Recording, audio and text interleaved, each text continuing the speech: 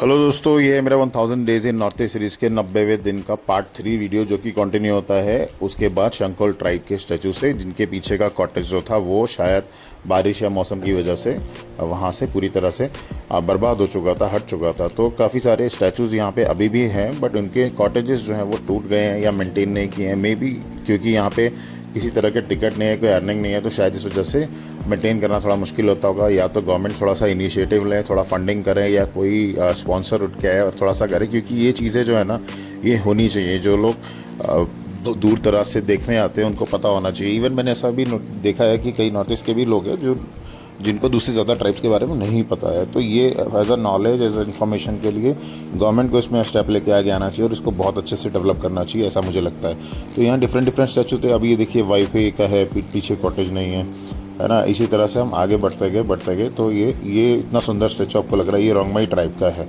रोंगमई या जेमे ट्राइब, ये भी बड़ा सुंदर वॉरियर टाइप स्टैचू बनाया हुआ था। देन उससे थोड़ा सा हम आगे मूव करने लगे तो हमें दिखाई दिया डिमासा स्टैचू। डिमासा अभी हम डिस्ट्रिक्ट में है, तो आप कह सकते हो लैंड ऑफ डिमासा है। तो डिमासा का ये स्टैचू है, इनका कॉटेज पीछे नहीं है।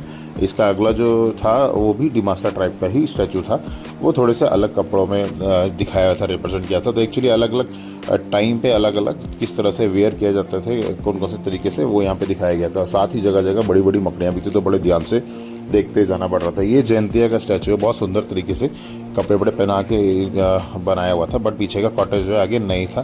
देन ये जेमे ट्राइब की आंखें देखो, ऐसा लग रहा है कि ये एक्चुअल में बंदा खड़ा हुआ है और ये देख रहा है। तो वही वहाँ से निकल गया, मुझे दिखाई दिया वही कीड़ा जो दिन भर शोर मचाता रहता है। ये कीड़ा शोर मचाता है और एक दिन पेड़ पे मर जाता है। अगर आप देखोगे तो एक नहीं, यहाँ पे ढेरों कीड़े हैं जो पेड़ों पे चिपके हुए मरे पड़े हैं, शोर मचाते रहते हैं और मर जाते हैं। आपने भी एक सीटी की आवाज़ सुनी होगी कभी अगर आप नॉर्थ ईस्ट आए तो। साथ ही मुझे दिखाई दे रहे थे ड्रैगन फ्लाई, जिसको हम बचपन में हेलीकॉप्टर बोला करते थे। अभी तो वो दिल्ली और हमारे उस साइड पे दिखने बहुत कम हो गए, बहुत रेयर हो गए, बट यहाँ पे वो हज़ारों की संख्या में थे। फ़ोन में इतना नहीं दिख रहा होगा, बट थे। उसके बाद मैं चढ़ गया एक पेड़ के ऊपर कुछ 1-2 फोटोज़ लेने के बाद, और फोटोज़ वगैरह लेके पेड़ से नीचे उतर के हम मूव कर गए अगली लोकेशन की तरफ।